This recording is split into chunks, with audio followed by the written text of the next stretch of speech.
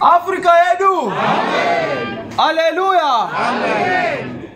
Zvakwakanga kwasara mazuva matanhatu ngesikhathi sokusele izinsuku eziyisikhombisa mutambo wePaseka nechirariro uchiitika. Zvakwakanga kwasara mazuva matanhatu njengoba bese kusele izinsuku eziyisithupha kuti mutambo wePaseka nechirariro uchiitika, ukuthi umcimbi wePaseka nesilayelo ube khona. Jesu akanga ari kuBhethani kuya kwaakambomutsa Lazaro. uJesu ubese eBhethani lapho avuse khona uLazaro. Zvino zvaakanga agere pakudya, ngesikhathi bedla ndopakauya Maria Magadharina. kwafika uMaria Magadharina ane chinu cheabhastera chakanga chine mafuta okuzora anokosha, mafuta enado. Ndobva azora tsoka dzaJesu Kristu. uMaria Magadharina wagcobisa uJesu amafutha. Imba yose inovaya nwirira. indlu yonke yanuka kahle. Judas wakanga aripo akatanga kuchema-chema. uJudas owayekhona waqala ukhalaza. Zvinhu zvaitirwa izvi mafuta ayada atengeswa apa mari kuvarombo. Kwenzelweni lokho namafuta bekufanele adayiswe kunikezwe abaswelayo. Zvino Kristu akamupindura achiti varombo munavo nguva dzose. uJesu wamphendula wathi abaswelayo ninabo izikhathi zonke. Ina hamuneni nguva dzose. Mina aninani ngesikhathi zonke. Asi shoko guru akatira nderekuti zvaitwa nomukadzi uyu waitira kuvigwa kwangu. wamtshela wathi okwenze unkosikazi lo wenzelwa ungcwatshwa kwami. Jesu panotaura izvozvo hasati atombosungwa. uJesu ngesikhathi ekhuluma lokho Jesu abakambophi. panotaura izvozvo hasati atombofa. akakafi. Asi ari kutaura kuti mukadzi uwoyo nemafuta akandizodza waitira kuvigwa kwangu. kodwa uJesu uthi unkosikazi lo uwenzele ungcwatshwa kwami. Nokuti nomusi wakazomuka Jesu mushure mekunge afa, ngoba ngesikhathi kuvuke uJesu ngemva kokushona kwakhe. vaya vakazoya nemafuta otsvaka kumuzodza vakamushayiwa. ababefuna ukumgcobisa amafutha bamthwela. Haleluya. Saka zvokuitira zvinhu zvaJesu izinto esizenzela uJesu zvinoda vanotanga vafemerwa nemwoyo kuziva nguva, zifuna umuntu kwete panguva dzatinotara.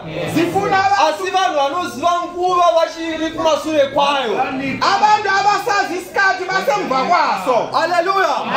Zvino mweya unofanira kuti bate panguva dzino. uwona umoya ufana ukuthi usibambe ngalesikhathi. Iwowe wakambobata Abrahamu ari paHebhroni. uyena uwona umoya owabamba uAbraham eseHebron. Danwa naJehovha kuti agare munyika yechipikirwa. ngoba besebiziwa uJehova ukuthi ahlale kulelizwe. Wakagara mumatende nevana vake, wahlala emathendeni nabantwana bakhe. achitsvaka imwe nyika isiri nyika iri pano pasi, wayefuna omunye umhlaba okungewona lo. achitarira guta rinouya. ebheka indawo ezayo. Jehovha ari mhizha nomuvaki wake. uJehova ekuyena umenzi wayo. Afrika yedu. Zvino zvateipana zvichadi mwoyo muviri. njengoba sesila akusafuneki inhliziyo ezimbili. Sejayamufumira akambotira pakutangana kuna Jesu njengalo usingaperi. mfana Asi akakundikana nokufunga pfuma yaro zhinji. wahluleka ngokucabanga umnotho wakhe omningi. Kurwadzanoko. Haleluya. Azvichadi mwoyo muviri somukadzi waRoti. akufuneki inhliziyo ezimbili njengonkosikazi kaLoti. Wakakundikana kuramba akatera makomo eZohari. wahluleka ukubheka izintaba zeZohari. Acheuka akaita chiro chomunyu wabheka emuva waphenduka ithwayi. Afrika yedu. Majaya kwakuchadiva nemwoyo muviri sejaya Yutiko. abafana akusafuneka inhliziyo ezimbili njengoYutiko. Akatendera kubatwa nehope. wavumela ukuphathwa ubuthongo. Ikaoma pamusoro pechivakwa. wawa esakiweni. Paulo waTaso akanga achiparidza usiku hwese uPaulo waTaso wayeshumayela ubusuku bonke. Afrika yedu. Kwava kudiwa vanhu vanomwoyo mumwe chete. kufuneka umuntu onenhliziyo eyodwa. SaJakobo zvakanga obva Pedhani Aramu njengoJakobo esuka ePaddan Aram kwasekuru vake Loti. kumalume wake uLoti. Ayambuka rwizi Jabhoki. bese capa umfula Asvika uJakobo. panzvimbo inonzi Penieli. bafika endaweni Wakashindakurwa nomutumwa kusvika chinjwa zita. walwa nesithunywa aze ashintshwe igama. Uchanzi Jacob wakunzi Israel. awuseyena uJakobo sewuIsrael. Wakudona nomwoyo mumwe chete saElisha. sekufuneka umuntu onenhliziyo eyodwa njengo-Elisha. Wakanga ukutaramba achiteverana naEriya. walandela uEriya. Kusvika kumhiri kwarwizi Jorodhani. wayocapa umfula uJordani akaona area chikwira nengoro yomoto wabona area ephakama kusvika Elisha akasiwa pasi inqola yomlilo kusvika Elisha akasira achiprofita Elisha akasale Elisha profita akasira achibata mabasa esimba wayebamba kwakudeona nomwoyo mwaichendesa Pauro waAfrica kulezi nsuku wakati asurukura vana vechikoro umwe musi masikati wathi ekhiphe abantwana besikolo pakasvika ngirozi nemumu womwana muduku kwafika ingelosi enomubuza ikati mwana uda kupfuma here ngane ufuna umnotho na akailambira achiti kwete ndinoda chechi wathi cha ngifuna ichechi yechipfuma ndivake kereke umnotho ngifuna ichechi ndo mukereke matiri yibo mune vanhu vakapfeka zvichena vanhu vakarwirwa abantu abalwelwa rajanyo chidzi vanhu vakuva charwirwa udanani uthi abantu Pauro afika akatsinzira chinyika igume kusvikira vose vakatembera upenyu usingaperi vagamuchire zvokwadi vanotora kuti African Apostolic Church vobhabhatidzwawo vesesu vofamba munzvimbo yatiri kufamba nzviro yekuenda kudenga.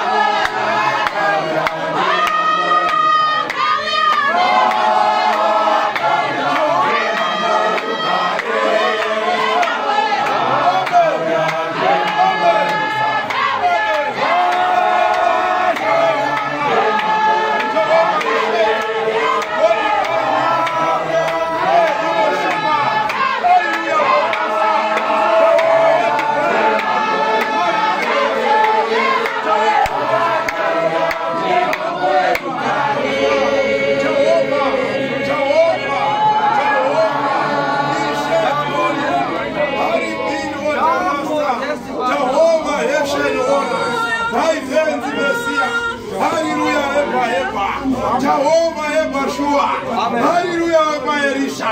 Jehovah Batrai Gaite. Jeben wa Samaria Hosa. Jehovah Judah. Hallelujah wa Paulo wa Afrika. Jesu Rukare. Unoera Barama. Jehovah we Rama. Hallelujah Jerusalem. Jehovah Jupiter. Eli Master. Jehovah Elia. Eli Hosari. Eli Shahama. Kosheli Eristen. Jehovah Meritani. Hallelujah. Wakauya njema morukare. Uweza uya na inkosi yokuhlala kahle. Kuti aruramisire nzira zabantu bakhe. Ukuze aqondisise izindlela zabantu bakhe. Ayimba chitano kuya sehondo palizaizi nawo. Kufanele sihlumayeze izindaba lezi. Wakauya nomunyararo. Weza ngokuthula. Kuti vakaremerwa vasunungurwe. Ukuze abavala nzima bakhululwe. Hallelujah.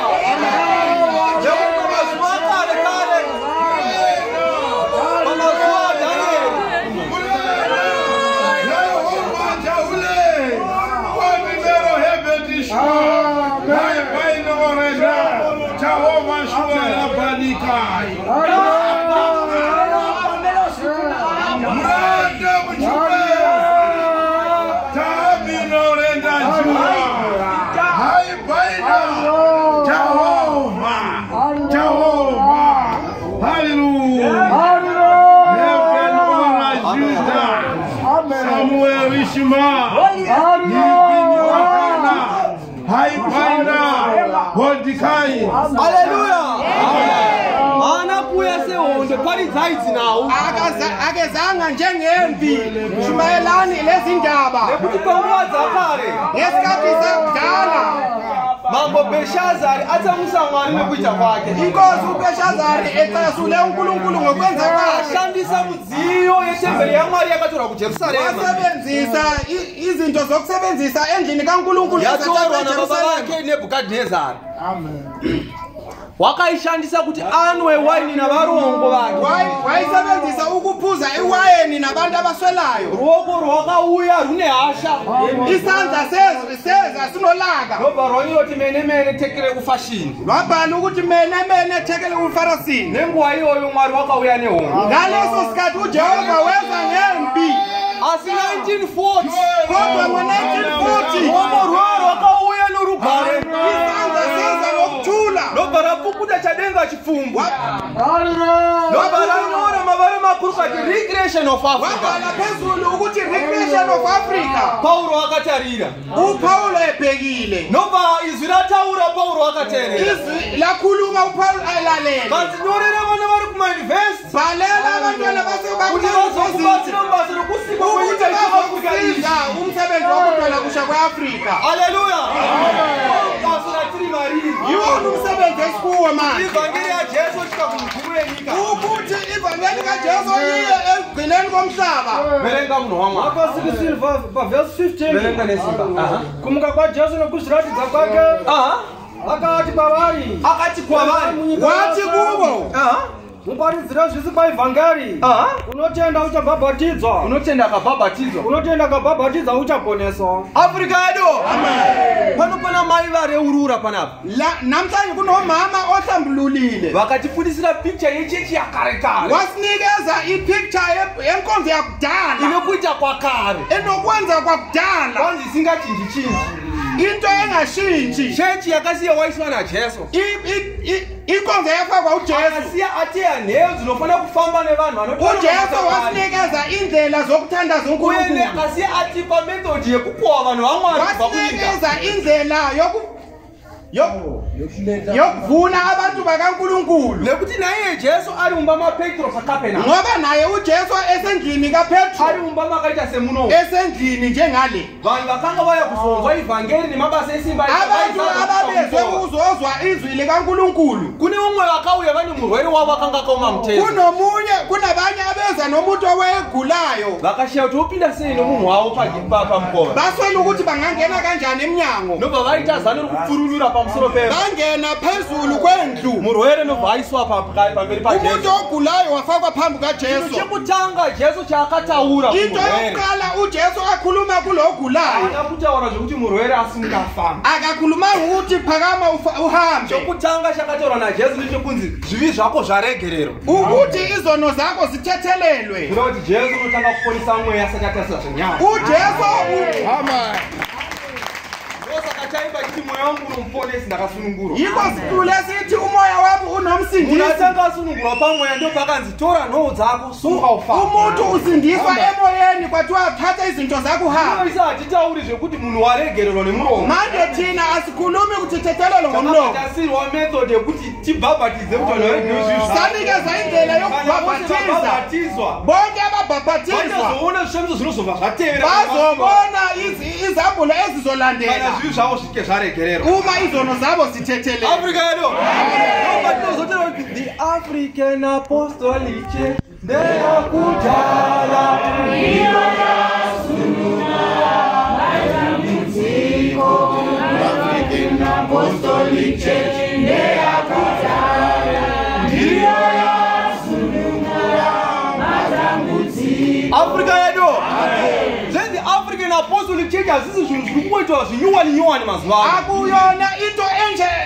entsha enziwa kubapostoli baAfrica zvinhu zvakarekare izinto zakudala nekuti kunyangwe naIsaka njengo-Isaka atora mukadzi wake Rebeka ethatha umfazi wakhe uRebeka atora ane 40 years wamthatha ene-40 nobva years vakoshya 20 years vasina mwana bahlala okwe-20 years bengenayo ingane Isaka wakaita zvatikuziswa naPauro Africa u-Isaka wenza lento esifundiswayo uPaul mwacho waseAfrica wake nobva amunamatira wathatha unkosikazi wakhe wamthandazela nobva abata pamwiri pemapacha wakhulelwa amawele Africa yedo zvatiri kuita pamazuva ano hasi zvinhu zvinganzi zvinhu zvitsva into esiyenzayo manje akuyona into entsha into yakudala kuti makavakwa pamusoro penhoo dzavapostora navaprofita uPaul mwacho Kristu waAfrica Jesu ari ibwe rapakona kanzi mari imba yose yakasonganiswa kwazvo kuti ive temberi yaMwari mumweya Africa yedo saka tichitaura kuti tiri masayonisti vanhu vanofamba nekudzidzisa kwaMwari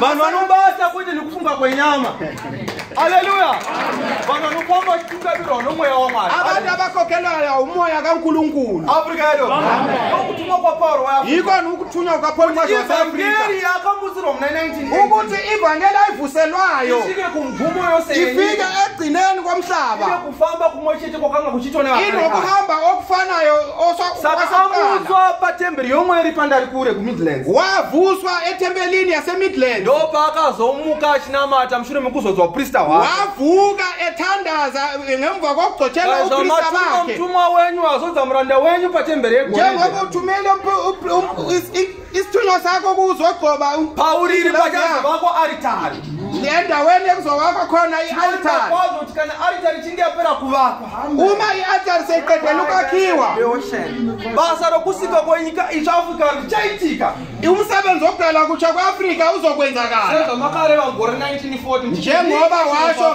ngomnyaka ka-1940 ukuthi udala kutsha kwe-Afrika Africa yedo basa rokusika kwe-Africa kuti